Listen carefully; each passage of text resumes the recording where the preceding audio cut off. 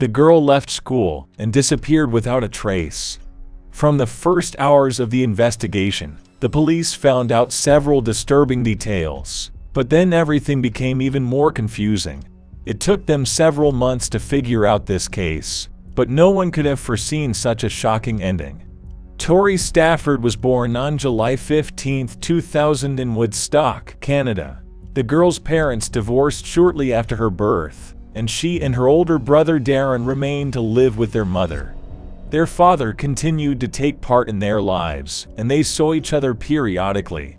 The children loved spending time with their maternal grandmother, but they were closest to each other ever since childhood. Tori and Darren were inseparable. There were almost never any quarrels or any other problems between them.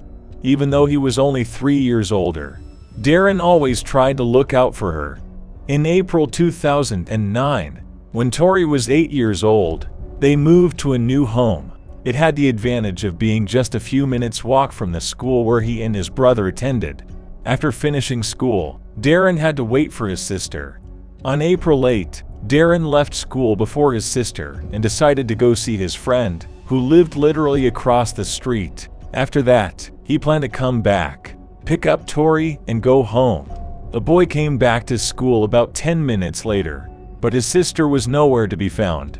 He waited for a while and thought that she might have gone home alone since the journey only took a few minutes. Darren went home, hoping that he would catch her on the way. However, the girl was not there, and she never came home. He told his mother about this, and the woman decided to call all the parents of Tori's friends. A mother admitted that her daughter could have walked in on someone and gone for a walk without notifying her or her brother. Meanwhile, Darren got on his bike and rode around the area looking for his sister. Soon their grandmother joined the search, but they were never able to find Tori. All her friends also did not see the girl after school. 2 hours after her disappearance, the grandmother stopped by the police station and filed a missing child report. Investigators immediately began searching, simultaneously interviewing all of Tori's acquaintances and relatives. They came to her home to talk to her mother, and almost immediately her behavior aroused their suspicion. Firstly, the woman practically did not take part in the search for her own daughter. While Darren and his grandmother were driving around the area, she was sitting at home. The woman called her friends, but after that she did not take any other steps. She did not even contact the police, and Tori's grandmother had to do this. Secondly, investigators found out something interesting. It turned out that the woman periodically took illegal substances, for which she had already come to the attention of the police several times. My mother had an addiction that sometimes drove her to do questionable things. She repeatedly sold items from her home to buy her fix, including Tori and Darren's toys and other belongings. Meanwhile, other officers received camera recordings from the school management, and on one of them, they managed to notice the girl. The footage showed Tori walking away from the school building with a woman. Due to the very poor quality of the recording, the police could not see her face, but something was still clear. Judging by the recording, the girl walked with this woman voluntarily and did not resist at all. There were other people nearby, and if the woman had taken Tori away against her will, they could have intervened or at least called the police. However, based on these frames, none of them thought what was happening was strange or dangerous. Having compared their suspicions about the mother with this recording, the police formed a possible version of what happened. They did not rule out that the mother really kidnapped her daughter and handed her over to someone to pay off debts for illegal substances. Experts came to the conclusion that the height, build, and hairstyle of the woman in the video are similar to the characteristics of the mother. Despite this, they continued to look for the girl and worked on other versions. All of this did not bring any results, and in the meantime, the news about Tori's disappearance actively spread throughout the city. What was alarming was the fact that she was taken away right outside the school building, and other parents began to seriously worry about their children. For this reason, it was decided to cancel all classes until investigators understand what happened. Officers searched almost all night, but failed to find the girl. The situation did not change in the following days. The police had no clues about her possible location. The whole city quickly learned about this case, and for its residents, it immediately became the main topic. Such abductions had not happened there for many years, and people were seriously worried about their children. The police did not rule out the possibility that the woman from the surveillance camera footage could not be the girl's mother, but someone else. Based on the video recording, experts created a rough portrait of her, which was sent to newspapers and a television channel. Tori's mother has repeatedly spoken to reporters, appealing to possible kidnappers to release her daughter. She also reached out to Tori herself and asked her to come home. The woman's speech aroused even more suspicions against her, but this time from the public. People noted that she showed little to no emotion despite her child being missing. In every interview, the mother spoke calmly, as if the conversation was about some ordinary things, and she never shed a single tear. Because of this, many people in the town actually began to think that she might have something to do with it. All these rumors quickly reached the mother, and in subsequent interviews she had to justify herself to people. During one of these speeches to journalists, where the mother was present with the girl's father, she stated that she was worried about her daughter, and added that women who actually kill their children, on the contrary, demonstrate feigned emotions. They cry and throw tantrums in front of the cameras to divert suspicion from themselves. These words caused bewilderment in Tori's father, and they began to swear right in front of the cameras. The man was outraged by the fact that she was making excuses for her lack of emotions, and almost directly accused her of the fact that she could actually be involved in this disappearance. These images were spread across all news channels, which further strengthened the public's belief in the mother's involvement. However, just a few days after Tori disappeared, the police received an interesting tip. From the early days, they asked for the public's help in identifying the woman caught on surveillance cameras, and they received many calls, but one in particular seemed most valuable to them. The caller stated that he recognized, without any doubt, an 18-year-old girl named Terry Lynn McClintock in the footage. After checking her background, the police learned that she had problems with illegal substances from an early age. But what's more interesting is that McClintock knew Tori's mother because they dealt with the same dealers. At the same time, the police found out that the girl took an active part in the search for Tori, distributing leaflets with information about the loss. However, none of this proved her guilt. But on April 12, 4 days after the girl disappeared, McClintock was arrested on another warrant that was in no way related to this case. She violated the conditions of her urgent release under an article related to prohibited substances and ended up behind bars. The police took advantage of this and questioned her. However, the girl denied any involvement. They continued to monitor her while she was in custody. And a few days later they noticed an interesting fact. Only one person, 28-year-old Michael Rafferty, repeatedly came to see her in prison. They decided to talk to him, hoping to get some new information. The girl herself told the police that she and Michael were dating. However, the man said that they were just friends.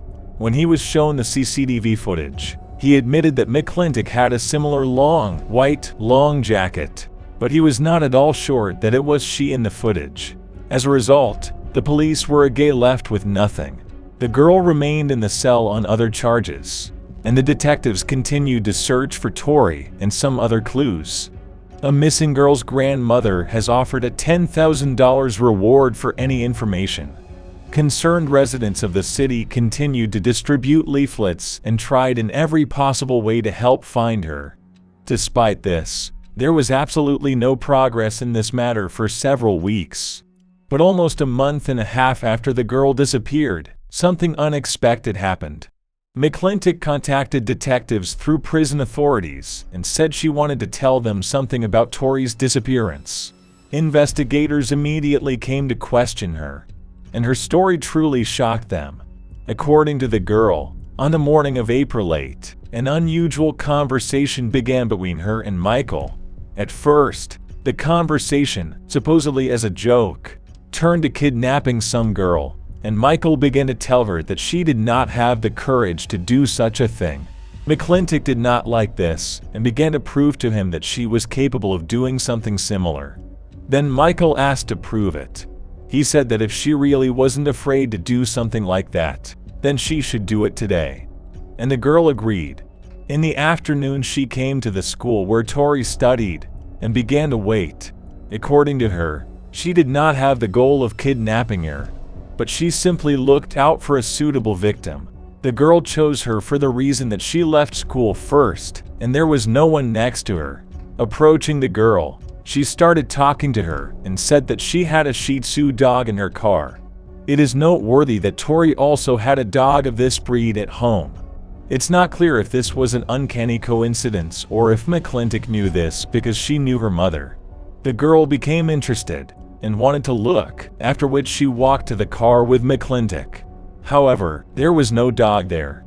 Michael was in the car instead. As soon as the girl approached the open door, the girl pushed her there, got into the car, and the three of them drove away. They drove out of town, making 2 stops, at a gas station and at a hardware store. McClintock went to the store and said Michael told her to buy a nail puller and trash bags. The girl insisted that she knew nothing about her boyfriend's plans, but began to guess what he was going to do to her. While in the store, she thought about not returning to the car. However, she was allegedly afraid to leave the girl alone with Michael and came back. After that, they drove into a wooded area near the town of Mount Forest, located about 130 kilometers from the girl's home.